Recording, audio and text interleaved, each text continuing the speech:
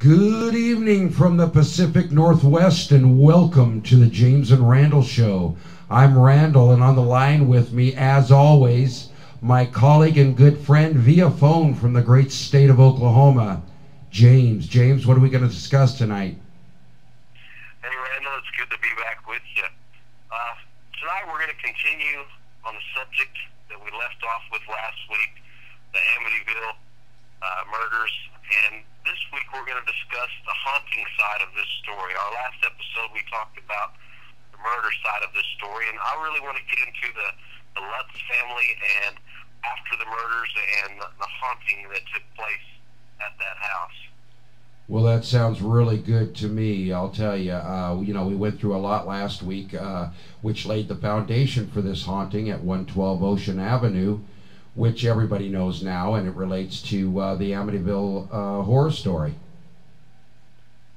That's right, and do you know exactly when the haunting of this family, or when did they move in? After the murders, how much time after the murders before they moved in the house, and when the activity really started happening? Can you kind of give us the timeline there, Randall?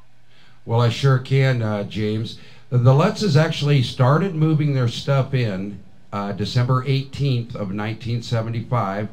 That was 13 months after the murders. And really, they didn't experience anything right away. But the day that they were moving in, they asked a priest that George knew to come and bless the house. And as the priest went through the house and began to bless it, he went up to the upstairs room, one of the bedrooms upstairs, and as he was bringing out the holy water and kind of tossing it around, a voice told him to get out. A strong masculine voice said, "Get out." The priest then left the house, and later on, without saying anything to the Lutzes as he left or anything else, he started experiencing some problems of his own. That's very interesting. Now, do we know whose bedroom that was that voice spoke to the priest from? Well, as it turns out, it was the bedroom of Marc and John Matthew, two of the family members that were killed by Randall Dafeo Jr. Wow. I tell you, that's very interesting. And, I would tend to believe a priest, if he's going to say that he heard something, or, the Catholic Church, I think, are the only people that are sanctioned by, the Pope in Rome to perform a true exorcism.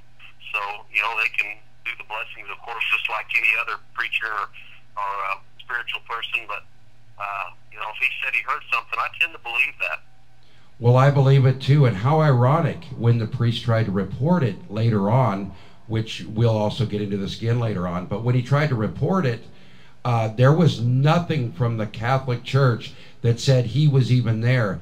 In fact, and this is how convenient, I might add, he was later transferred to a different diocese. Wow, that kind of sounds like a little bit of a conspiracy going on to me there, Randall. Oh, cover up indeed, my friend. And let's get back to the haunting, because there's some things I want to talk about.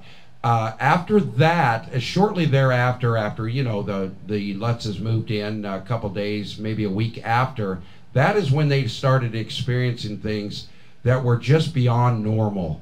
Things that we couldn't rationalize. I think you and I could, but the average person couldn't rationalize.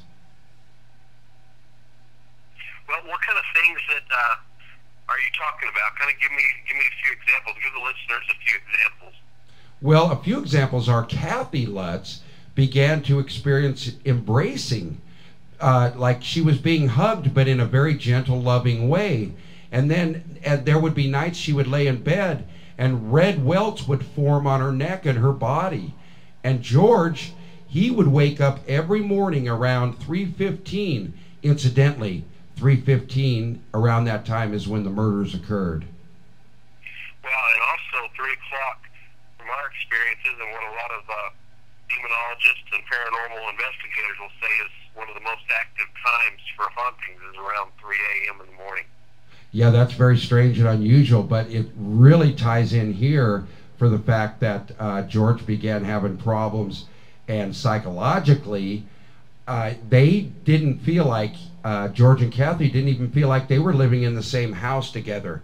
Their routines were totally different.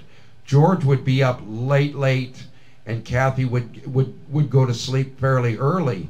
But their times were so different, which is really unusual. Yeah, that is kind of unusual for a married couple, unless they work different shifts, and I don't think they did. No, they didn't, in fact. And there were other experiences, too. The 5-year-old daughter, Missy, had an imaginary friend that she called Jody, who was kind of like a pig-looking like creature with glowing red eyes. And there's a lot to that, because there's people who say, well, that never happened. You know, that's just not true. That's bogus. Folks, it's not bogus. You know, when you're in a situation where there's a demon presence, they will allow you to see what they want you to see and who they want you to talk to. Is that right, my friend? You know, I agree with that 100%. And, Randall, I heard something about a face or something that the family saw in the fireplace one evening, or in the flames of the fire. Do you have some more information on that? Well, the information I have on that is that they were sitting by the fire one night, and both George and Kathy saw a demon-like face in the fireplace, which incidentally was burned into the back of the fireplace, which is really weird. Yeah, that is strange. Now, I had seen some photos on the internet of the haunting part of this story, and, you know, there were some very spooky photos taken upstairs, and I don't know if they were manipulated or not, but if any of our listeners get a chance, you know, they can Google that Amityville horror and, you know, actual photos, and see if they can see some of the same things that I've got to see on the internet. And some of the original black and white photos that are taken at the house, there's some really scary stuff in some of those pictures. Well, one of the pictures I saw, James, when I looked over the crime scene investigation photos, then this photo really struck me, was the photo of Marc Dafeo laying in bed. And at first it looked like a double exposure, but then as I looked at the picture closer, it was like there was a face at his feet. And I could not make out exactly what it was. No matter how I manipulated the picture, I still couldn't make out what it was. That was eerily frightening to me, because there was a face there. And I don't know that after the film was developed, they even noticed it. Right. There's just so many little strange, interesting, and spooky things with this whole case. You know, and I don't know if we'll ever get to the bottom of it, but there's a lot of strange things going on still with this unsolved crime and this unsolved haunting. Well, what really upsets me is the cover-up by the church and the ultimate transfer of the priest who originally did the blessing and heard the voice telling him to get out. Now, why the church? We all know that the Catholic Church covers up a lot of things, and I don't mean to say it in a bad way. I'm just saying, and actually, we have politicians that cover up things. So I'm not bashing the Catholic Church. But look, if the priest said something to you, then you need to tell it like it is and say, yes, this is what we were told. Because I saw an interview with the priest, and I won't mention his name for anonymity purposes, but, you know, he even admitted that he heard that voice telling him to get out. But it was after a lot of years that he admitted it, because he didn't want people bothering him, and he didn't want his story construed in any way. Right, and I don't blame him. You know, a lot of times priests get a hard time for some of that stuff, and they don't want to be involved, and I don't blame them. You know, we've been down that path before, but I'm glad that he did admit to hearing that and saying that, and I think that's important. Well, I think it's very important too. And there were a lot of other strange things that happened around the house. Locks and doors and windows were damaged. It was even said that George and Kathy saw hoof prints in the snow below Missy's bedroom window. However, that was disputed because they said there was no snow on the ground that night. You know, when it comes to seeing hoof prints in the snow or in the baby powder that you might sprinkle on the floor or whatever. Now, Randall, that scares me. I've got to admit, there's something about that that just really scares me. Well, I agree. And then there was one incident where George tripped over a statue of a lion, and later that night found bite marks on his ankles, and I thought that was really weird. It is, and you know, all of this really does sound like, you know, demonic activity, because the demons, you know, a demon can manipulate people, objects, places, and can make, you know, things manifest and happen, whether real or imagined, you know, in your mind. We know they're nasty, and they can sure play some, you know, nasty jokes. Well, that... And I believe the Lutz is 100%. You know, I don't think they were in it for money or glory. And you saw, you know, you researched and found out the information about their lives and how much ridicule and things they went through for coming out with this story.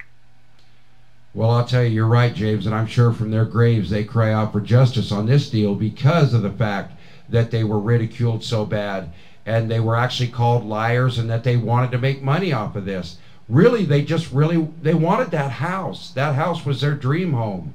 And it was unfair that not only the public, but the lawyers and everybody else came out against them. That's right. And, you know, back in 1975, that was 36, 37 years ago, you know, society in general was not as accepting of things of that nature as they are today.